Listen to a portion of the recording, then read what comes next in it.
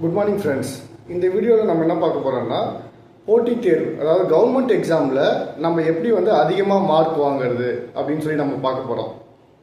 இந்த வீடியோ பர்டிகுலராக யாருக்காகன்னா, யாரெல்லாம் நான் ஒரு 4-5 கவர்மெண்ட் எக்ஸாம் எழுதிட்டேன், என்னால் கிளியர் பண்ண முடியல, இல்லை 2-3 வருஷமாக நான் ஒரு எக்ஸாம் படிச்சுட்ருக்கேன், என்னால் கிளியர் பண்ண முடியல, நான் நிறைய படிக்கிறேன், நல்லா தான் படிக்கிறேன், இருந்தாலும் என்னால் கிளியர் பண்ண முடியல, தெரிஞ்ச கொஸ்டினே நான் எக்ஸாமில் ஒரு பதட்டத்தில் தப்பாக ஆன்சர் பண்ணிடுறேன் அப்படின்னு நினச்சிங்கன்னா இந்த வீடியோ உங்களுக்காக தான்.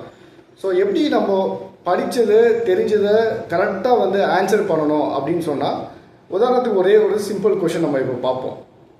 கொஷின், வாட் இஸ் ஜிஎஸ்டி அப்படின்னு சொல்லி கொஷின் கேட்டிருக்காங்க எக்ஸாமில். ஆப்ஷன் 4 ஆப்ஷன்ஸ் இருக்கும் இல்லையா. ஃபர்ஸ்ட் ஆப்ஷன் ஏ பார்த்தோம்னா கூட்ஸ் அண்ட் சர்வீஸ் டேக்ஸ் அப்படின்னு சொல்லி இருக்கு. பி ஆப்ஷன் பார்த்தோம்னா டைரக்ட் டேக்ஸ் அப்படின்னு சொல்லியிருக்கு. சி ஆப்ஷன் ப்ராப்பர்ட்டி டேக்ஸ் அப்படின்னு சொல்லியிருக்கு. டி இன்டைரக்ட் டேக்ஸ் அப்படின்னு சொல்லி ஆப்ஷன் இருக்கு.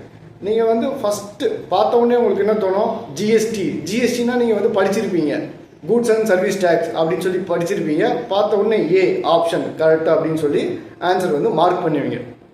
இங்கே நீங்கள் பார்க்கணும், அவங்க கொஷின் வாட் இஸ் ஜிஎஸ்டி, அதாவது what is meant by goods and service tax அப்படின்னு சொல்லி கேட்டிருக்காங்க. What is goods and service tax கேட்டிருக்காங்களே தவிர what is full form of GST அப்படின்னு சொல்லி கேட்கல.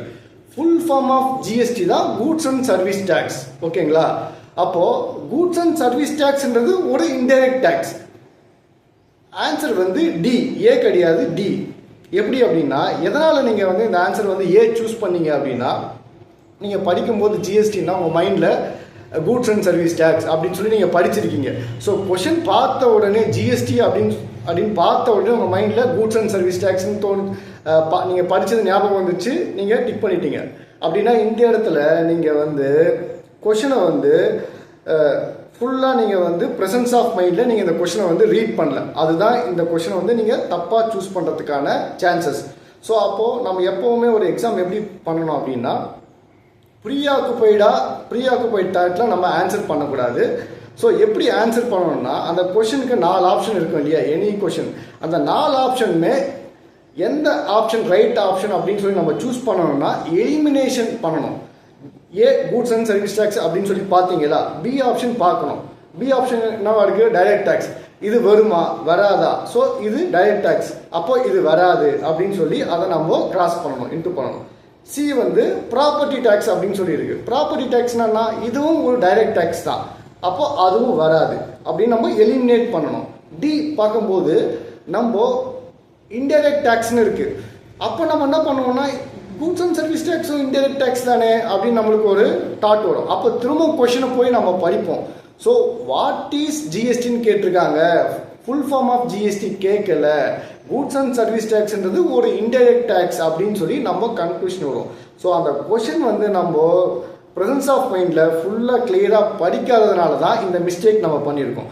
ஸோ ஒரே ஒரு கொஷின், அதாவது 1 மார்க் இருந்தாலுமே நீங்கள் செலக்ட் ஆகிறதுக்கும் போகிறதுக்கும் அந்த 1 மார்க் கூட ரொம்ப இம்பார்ட்டன்ட். ஸோ அப்போது இந்த வீடியோவில் நீங்கள் என்ன தெரிஞ்சுக்கணும்னா, கொஷனை எப்படி நம்ம வாசிக்கணும். ஸோ அந்த வாசித்த பொறுக்கு அந்த ஆன்சரை எப்படி ஆன்சர் பண்ணணும், 100% அக்யூரேசியாக பண்ணணும்னா எலிமினேஷன் மெத்தடை நம்ம ஃபாலோ பண்ணணும்.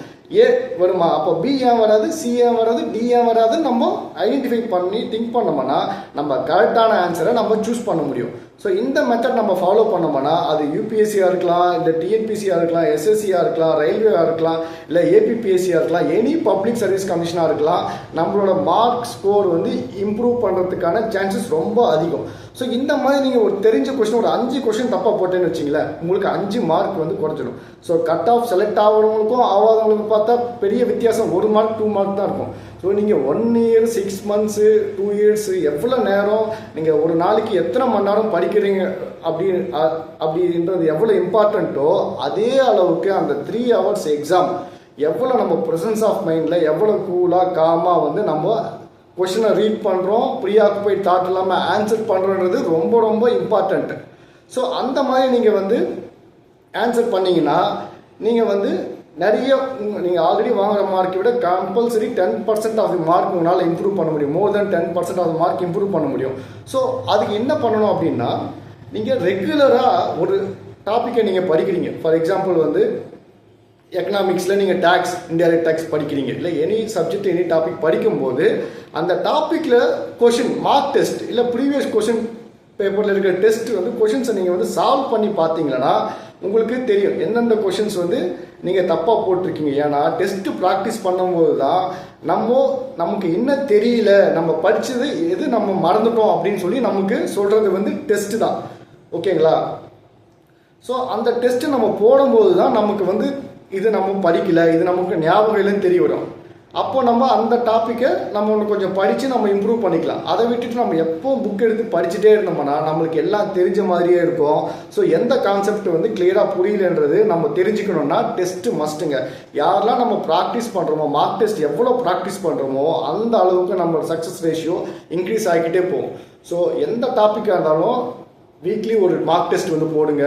ஸோ அப்படி மார்க் டெஸ்ட் போடும்போது கூட ஃபார் எக்ஸாம்பிள் நீங்கள் வந்து போட்டு பாருங்கள். மார்க் டெஸ்ட் சால்வ் பண்ண ஆரம்பிச்சிங்கன்னா ஃபஸ்ட்டு டெஸ்ட்டில் வாங்குகிற மார்க்கை விட 10th டெஸ்ட்டில் வாங்குகிற மார்க் வந்து மோர் தென் 10 to 20% இன்க்ரீஸ் ஆகிடும். நீங்கள் வந்து ட்ரை பண்ணி பாருங்கள். அட் த சேம் டைம் வந்து இந்த மார்க் டெஸ்ட்டில் வந்து என்ன பண்ணணும் அப்படின்னா, நீங்கள் வந்து 100 கொஷின் சால்வ் பண்ணுறீங்க. ஃபார் எக்ஸாம்பிள் ஆப்டிடியூட் அப்படின்னு வச்சிங்களேன். நீங்கள் அதை பர்டிகுலர் டாபிக் டைம் அண்ட் ஒர்க்கோ இல்லை வந்து ரேஷியோ ப்ரொபோர்ஷன்லையோ ஒரு கொஷின் தப்பு பண்ணியிருக்கீங்கன்னா அந்த தப்பாக போட்ட கொஷின் நீங்கள் வந்து பென்சிலில் நீங்கள் மார்க் பண்ணி வச்சுக்கணும்.